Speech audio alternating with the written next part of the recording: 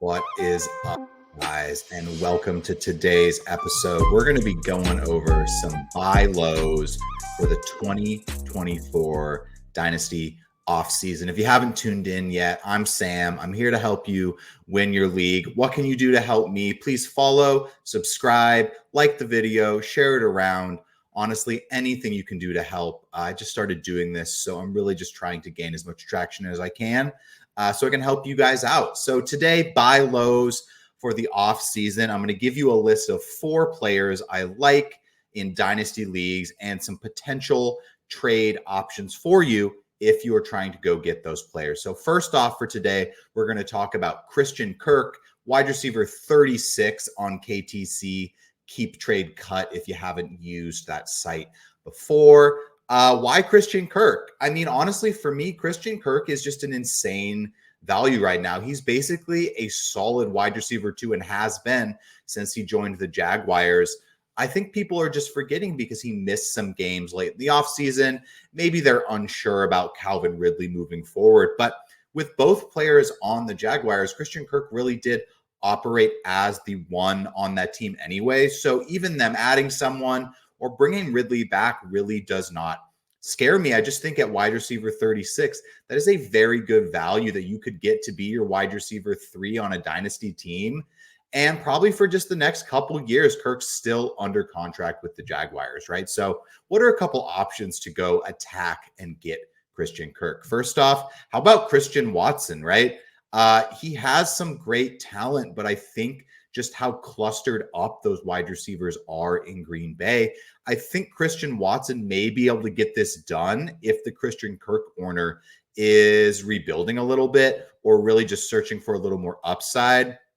How about DeAndre Swift if you're trying to move a running back in the offseason, which besides maybe 5 to 10 guys is usually a pretty good move. Now, I'm not guaranteeing you that this is going to work in your league, but I do think this is a pretty fair price for Christian Kirk, who's basically been a top 24 wide receiver while on the field with Trevor Lawrence. So next up, we're going to be talking about Derrick Henry. I know Derrick Henry, aging running back in the offseason. This isn't necessarily something I am recommending for everyone, but how about a little something for the contenders, right? Henry, RB 34 on KTC. And if you're a contender, this dude's going to be a top 20 running back next year if he stays with the Titans, if he lands on a new team that really just needs someone to put that ball into the end zone. I think Derrick Henry has a couple years left. Even if he loses a step, he's still a complete bruiser and is going to get those goal line carries. And he really has the chance to break them, as we've seen throughout his career. So what are some options to go get Derrick Henry? How about just a mid-second? Let's not overthink this one. This is a 2025 mid-second to go get Derrick Henry. And I really think a late second could probably get it done. You know, this is 2025. We are projecting out into the future.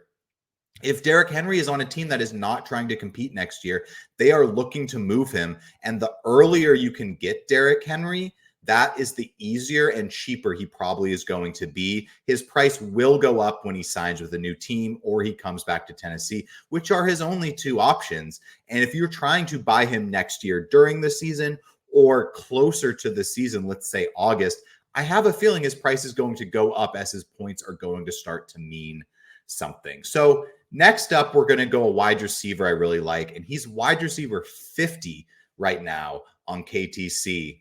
Anybody know who this is going to be? Wide receiver 50. Pause the video, take a guess. It's Michael Wilson of the Arizona Cardinals. Now, Wilson kind of had some ups and downs his rookie year. He kind of shined out bright a couple games earlier in the year. Then he was hurt and kind of missed some time on the field. But he really finished the season with 2 very solid games with Kyler Murray. And as far as we know, Kyler Murray's coming back.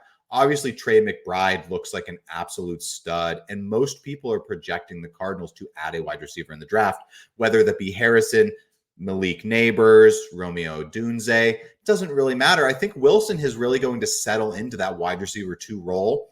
He's going to get some good coverages, and I just think he could be a productive player for wide receiver 50 price. So what's something we could use to go get Michael Wilson? How about Cortland Sutton? if a contender owns Michael Wilson, they may look at Courtland Sutton's last season and be like, I definitely would prefer that player. And I honestly don't think they would be wrong if Sutton returns to the Broncos.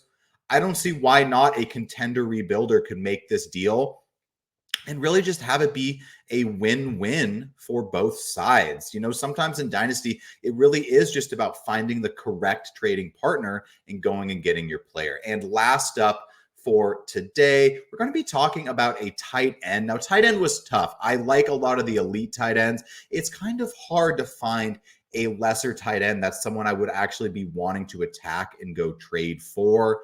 I did talk about Tucker Kraft in an earlier video, and I do still think Tucker Kraft is a great trade opportunity. So he would have been number one on my list. But how about second on this list, Cade Otton, tight end for the Tampa Bay Buccaneers, really showed that he was just involved in the offense kind of coming down the stretch this year, as well as in the Tampa Bay Buccaneers couple postseason games. Now, Cade Otton isn't an immense talent, but I think he's good enough that he's not going to get replaced as he's still in his rookie contract and he is getting better. So if you're looking for a backup tight end, maybe a long shot tight end, or you're really just trying to build some depth in a tight end premium or just super flex 1 QB league, doesn't really matter. Tight end can be important just to kind of get a couple guys at that position. What are a couple trades we can maybe get done here for Cade Otton? How about Cade Otton and a fourth, and you're moving Dalton Schultz? This would just be tearing down slightly according to values. But I think at this point, this is a pretty fair trade. You're getting slightly younger. I like Dalton Schultz, but there's no guarantee he's coming back to the Texans. And if you're just trying to get a couple more years and maybe gain some capital moving forward into 2026, you know, pick up another pick that you could either package with something to go get something else you want, or just to get younger and get some depth. You know, if you have TJ Hawkinson, maybe you don't need Dalton Schultz and this is a free 4th round pick. Another option, how about Jonathan Mingo, someone who I'm basically completely out on? We could turn Mingo into a usable asset for our team for the next couple years. But I really think this is a great time to be trading. If you have rankings or if you have some people you follow that you really trust their advice, like me, you can get some very good deals right now as long as you're not being overly risky that I think can really pay dividends moving forward for your dynasty team. Just so to run through the list again, we have Christian Kirk, Cade Otton, Derrick Henry, Michael Wilson. If you guys have any other ideas for me, put them down in the comments here. I'd love to know what everyone else thinks would be a buy low, because like I said, a lot of it's about finding the correct buy low at the price. It's not necessarily just attacking the names that you're told to go get. But thank you guys for tuning in. Please like, follow, subscribe, everything. Share this video around for me. Love you guys. Take it easy.